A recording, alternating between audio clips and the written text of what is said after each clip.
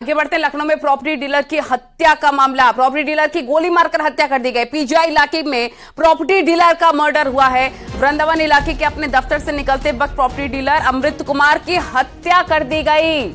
Office से निकलते ही property dealer पर ताबड़तोड़ फायरिंग हुई है। निगोहा के टिकरा इलाके के रहने वाले प्रॉपर्टी डीलर अमित की हत्या हुई है। ये बड़ी खबर आपको हम बता रहे हैं। जब वो ऑफिस से निकल रही थी उसी वक्त इस घटना को अंजाम दिया गया। ऋषभ मणि हमारे सहयोगी तमाम जानकारी के साथ हमारे साथ फोन लाइन पर जुड़ गए। ऋषभ, क्या पता चला है, कौन थे ये लोग जिन्होंने गोली मारी है? पुलिस जांच में अब तक क्या कुछ सामने आया? देखिए, अभी तक जो जानकारी मिल रही है उसके मुताबिक अमित कुमार, जिनका वृंदावन पीजीआई थाना क्षेत्र इलाके में अपना दफ्तर था, वो अपने दफ्तर से निकल रहे थे। करीब 8:15 बजे 8:30 बजे के बीच की घटना है। वो अपने दफ्तर से जैसे ही बाहर निकले, पहले से ही घात लगाए दो बदमाश खड़े हुए थे, उन्होंने ताबड़तोड़ फायरिंग की है। और जो जानकारी मिल रही है उसके मुताबिक सर में 2 गोलियां मारी हैं। अमित कुमार की मौके पर ही मौत हो गई है और वहां से बेखौफ बदमाश बाइक से फरार हो गए हैं। हालांकि मौके पर भी पुलिस पहुंची है, उन्होंने छानबीन शुरू कर दी है। आसपास के इलाके से सीसीटीवी फुटेज जुटाई जा रही है और ये जानने की कोशिश की जा रही है कि अमित कुमार की किससे और किस बात की रंजिश थी। लेकिन सरे शाम एक बड़ी वारदात को अंजाम देकर बदमाशों ने लखनऊ पुलिस के इकबाल को चुनौती जरूर दे दी है। ऑफिस के बाहर या फिर सड़कों पर कुछ सीसीटीवी फुटेज भी लगे होंगे, उससे क्या कुछ पता चला? क्या पहचान इनकी हो पाई है बदमाशों की? देखिए, अभी ऐसा कोई सीसीटीवी पुलिस के हाथ में नहीं आया है, लेकिन कई जगह सीसीटीवी फुटेज खंगाले जा रहे हैं, तलाशे जा रहे हैं। और आसपास के लोगों ने यही बताया है कि 2 बदमाश खड़े हुए थे और कुछ दूर पर ही उनकी बाइक खड़ी हुई थी और वारदात को अंजाम देकर वो ताबड़तोड़ फायरिंग करते हुए बाइक से। ठीक है, जांच का विषय है, कई और खुलासे भी होने आने वाले वक्त में मुमकिन है। बहुत शुक्रिया आपका तमाम जानकारी साझा करने के लिए। आगे बढ़ते हैं। पूर्वांचल के खूंखार गैंगस्टर खान मुबारक के जिला अस्पताल में बीमारी की वजह से मौत हो गई। और एक खूंखार और सनकी डॉन जिसकी आवाज से ही लोग कांपने लग जाते थे, वो जेल की सलाखों के पीछे गुमनाम मौत मारा गया है। लेकिन अभी सनकी डॉन के किस्से बाकी हैं। आज हम आपको बताएंगे खान मुबारक की खूनी कहानियां, कैसे एक मामूली सा लड़का जुर्म की दुनिया की सीढ़ियां चढ़ते हुए कुख्यात डॉन बना और फिर कैसे यूपी एसटीएफ ने उसके गैंग की कमर तोड़ दी।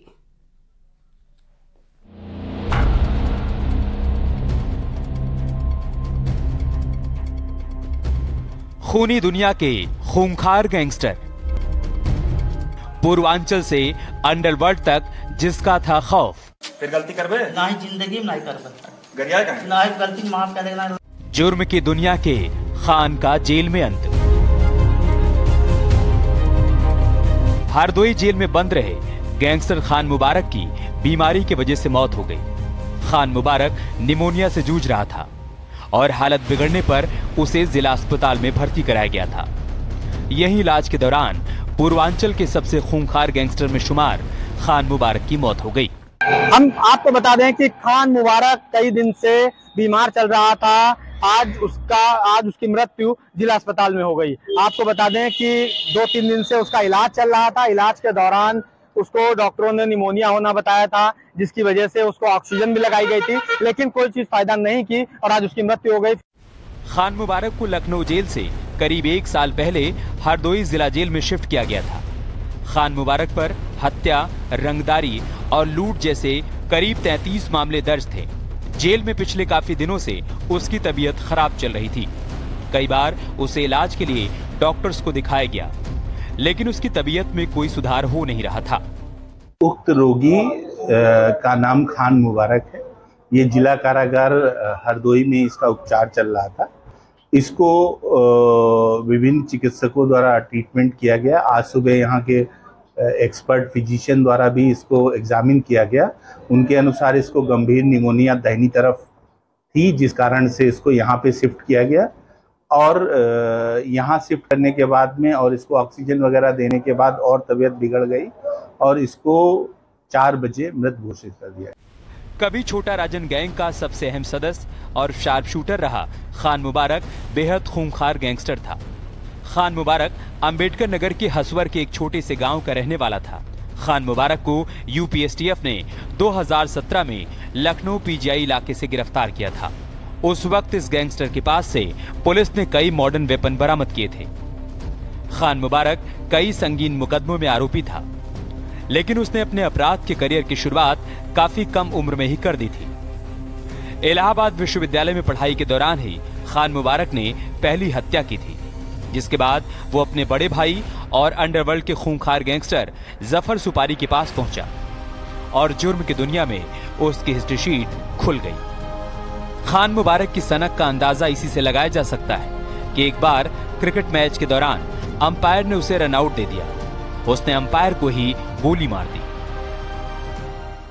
कुख्यात गैंगस्टर खान मुबारक की हरदोई जिला अस्पताल में मौत। बीते कुछ समय से हरदोई जिला जेल में बंद था खान मुबारक, जहां उसकी तबीयत खराब चल रही थी। खान मुबारक पर उत्तर प्रदेश में गंभीर धाराओं में 40 से ज्यादा मुकदमे दर्ज थे। खान मुबारक का बड़ा भाई जफर सुपारी छोटा राजन का करीबी आदमी था। मुंबई के चर्चित काला घोड़ा शूटआउट में जफर सुपारी को सजा हो गई है। इस शूटआउट कांड के शूटर्स को पनाह देने का आरोप खान मुबारक पर भी लगा था। इलाहाबाद यूनिवर्सिटी में कभी पढ़ाई कर रहा खान मुबारक चर्चा में तब आया जब एक क्रिकेट मैच के दौरान खान मुबारक को रन आउट करार देने वाले अंपायर की उसने हत्या कर दी थी। तो वहीं प्रयागराज में एक डाकखाने का कैश लूटने के दौरान भी खान मुबारक का नाम सामने आया था। रंगदारी के मामले में एक व्यापारी का अपहरण करके उसके सिर पर बोतल रखकर निशाना लगाने का वीडियो भी आया था खान मुबारक का, जो काफी चर्चा में रहा था। उत्तर प्रदेश में योगी सरकार के आने के बाद बसपा नेता जुरगाम मेहंदी पर जानलेवा हमले का आरोप खान मुबारक पर लगा था। 2018 में जुरगाम मेहंदी की हत्या भी हो गई थी। इसी मामले में खान मुबारक जेल में बंद था। जफर सुपारी छोटा राजन के गैंग में काम करता था। उसी ने खान मुबारक की छोटा राजन से पहले मुलाकात कराई थी। इसके बाद वो छोटा राजन का सबसे भरोसेमंद गुर्गा बन गया और हत्या और रंगदारी जैसे अपराध ने उसे जुर्म की दुनिया में कुख्यात गैंगस्टर का दर्जा दिला दिया। इस बीच खान मुबारक धीरे धीरे बड़ा गैंगस्टर बन रहा था और उसने प्रयागराज में भी अपना गैंग एक्टिव कर दिया, जिसकी वजह से साल 2006 में उसकी अदावत मुन्ना बजरंगी गैंग से हो गई। दरअसल खान मुबारक ने एक करीबी डॉक्टर से 25 लाख की रंगदारी की मांग की थी, जिसके बाद दोनों गैंग के शूटर्स के बीच कई बार खुलेआम गैंग वॉर भी हुई और आखिरकार एसटीएफ सक्रिय हुई तो खेल खत्म हो गया। खान मुबारक को पिछले 3 दिन से बीमार चल रहा था और काफी डिप्रेशन में भी था। तो बीमार उसको डायरिया हुआ पहले, तो डायरिया का हम लोगों ने ORS वगैरह दिया, नॉर्मल इलाज दिया। उसके बाद आज सुबह उसकी तबीयत ज़्यादा खराब लगी तो फिर जिला अस्पताल से मेडिकल कॉलेज से विशेषज्ञ डॉक्टरों को बुलाया करके उन्हें दिखाया गया। विशेषज्ञ डॉक्टरों का ये मानना था कि संभावना निमोनिया की है और उसकी पूरी जांच हो सके, ECG वगैरह और बाकी सारी जांचों के लिए जिला अस्पताल ले जाया गया, लेकिन वहां आधे घंटे बाद उसकी मृत्यु हो गई। एसटीएफ ने शिकंजा कसा तो खान मुबारक मुंबई भाग गया और वहां अपने भाई के साथ ही जुर्म का धंधा करने लगा। इस बीच खान मुबारक का नाम आया मुंबई के कुख्यात काला घोड़ा शूटआउट में, जहां पुलिस वैन को घेरकर चारों तरफ से गोलियां बरसाई गई थी। इसमें जफर सुपारी और खान मुबारक के अलावा प्रयागराज के भी कई शूटर्स थे। ये पूरी वारदात छोटा राजन और दाऊद इब्राहिम की दुश्मनी की वजह से हुई थी, जिसने खान मुबारक के क्राइम करियर को तेजी से आगे बढ़ाया।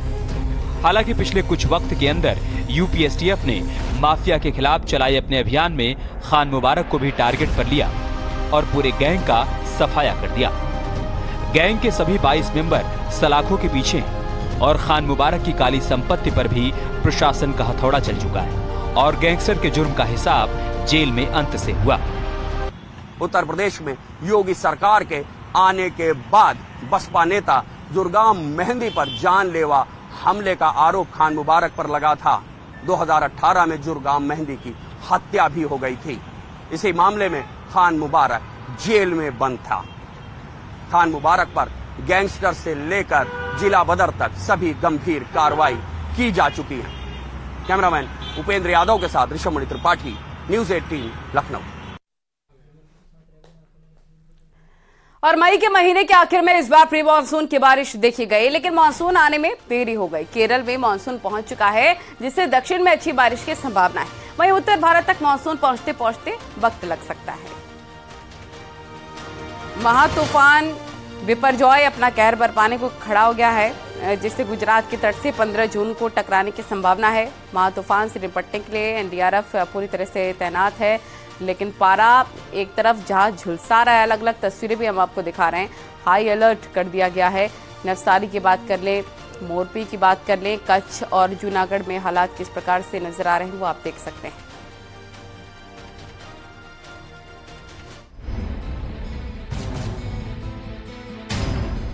उत्तर भारत समेत पूरे देश में भीषण गर्मी का दौर चल रहा है।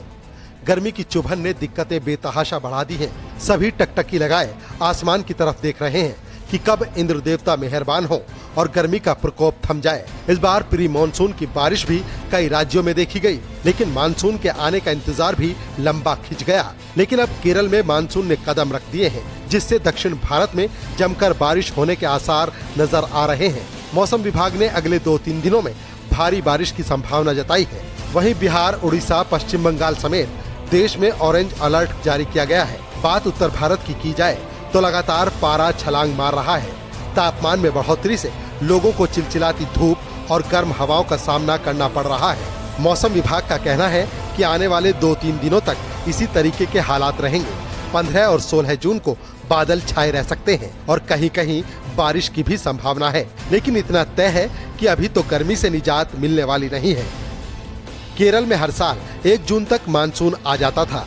आईएमडी ने पहले ही मामूली देरी के साथ इसके 4 जून तक पहुंचने की संभावना जताई थी, लेकिन 4 जून तक भी मानसून केरल नहीं पहुंचा, जिसके पीछे की वजह भी आईएमडी ने बताई। कम दबाव का क्षेत्र बनने की वजह से दक्षिण पूर्व अरब सागर पर बादल का द्रव्यमान संगठित और केंद्रित है, जिससे केरल तट के पास बादलों में कमी आई और इसके चलते मानसून में देरी हुई। वैसे मौसम वैज्ञानिकों का मानना है कि केरल में मानसून के देरी से पहुंचने का मतलब ये नहीं कि मानसून देश के दूसरे हिस्सों में भी देरी से पहुंचेगा। आईएमडी ने पहले कहा था कि एल नीनो के बावजूद भारत में सामान्य बारिश होने की उम्मीद है। मौसम विभाग ने इस साल 96% बारिश का आकलन किया है, जिसे अच्छा माना जाता है। किसान भी अच्छी बारिश की उम्मीद जता रहे हैं। वहीं अब गुजरात में तूफान की दहशत भी दिखाई देने लगी है। बिपरजॉय तूफान की आहट सुनाई देने लगी है। 15 जून को इसके दोपहर के वक्त में कच्छ के तट से टकराने की आशंका जताई जा रही है। इस दौरान 125 से 135 किलोमीटर प्रति घंटे की रफ्तार से हवाएं चलने का अनुमान है। मौसम विभाग ने येलो अलर्ट जारी किया है। गुजरात के साथ राजस्थान पर भी इसका असर पड़ेगा। तालुका एडमिनिस्ट्रेशन की पूरी टीम जो है वो यहाँ पे सज्ज है, और जो भी हमें प्राइमरी प्रिपरेशन करनी है, जो pre cyclone activities and post cyclone activities, वो दोनों के लिए हमारी एडमिनिस्ट्रेशन की पूरी टीम और जितने भी लाइन डिपार्टमेंट्स हैं वो पूरे अभी तैनात है फील्ड। मौसम विभाग के मुताबिक महातूफान बिपरजॉय फिलहाल पोरबंदर से करीब 340 किलोमीटर दक्षिण पश्चिम में मौजूद है। इस चक्रवात के गुजरात के सौराष्ट्र और कच्छ के साथ लगे पाकिस्तानी तट को पार करने की बहुत ज्यादा संभावना है।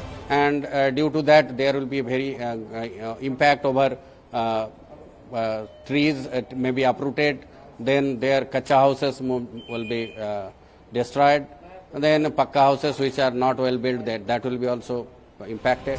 चक्रवात बिपरजॉय के कारण खराब हुए मौसम की वजह से मुंबई में भी समुद्र में ऊंची लहरें उठ रही हैं। बिपरजॉय के मद्देनजर सौराष्ट्र और कच्छ के तटों के लिए ऑरेंज अलर्ट जारी किया गया है। Bureau report, news 18।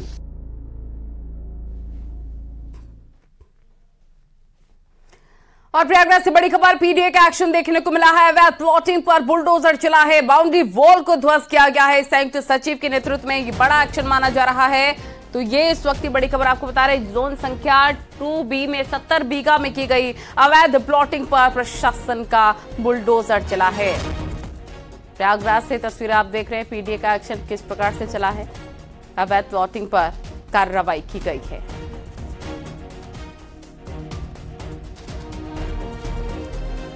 और लखीमपुर खीरी में दबंगों ने पुलिस पर हमला बोल दिया। महिला सिपाही समेत कई पुलिसकर्मी घायल हो गए। प्रेम प्रसंग में हुए विवाद के बाद पहुंची थी पुलिस।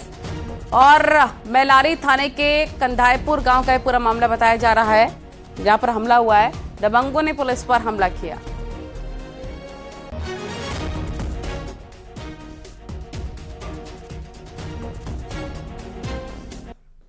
और अब बात जालौन की, जहां पर झांसी से आ रही एक बस में बड़ा हादसा होते होते टल गया। दरअसल सवारी से भरी बस में धुआं उठने लग गया, जिससे बस में सवार लोगों में चीख पुकार मच गई। आनन फानन में सभी यात्रियों को निकाला गया, जिसके बाद सभी यात्री सुरक्षित बच गए हैं। वहीं यात्रियों ने आरोप लगाया है कि बस में धुआं उठने के बाद ड्राइवर या संचालक की ओर से उन्हें दूसरी बस की सुविधा नहीं दी गई।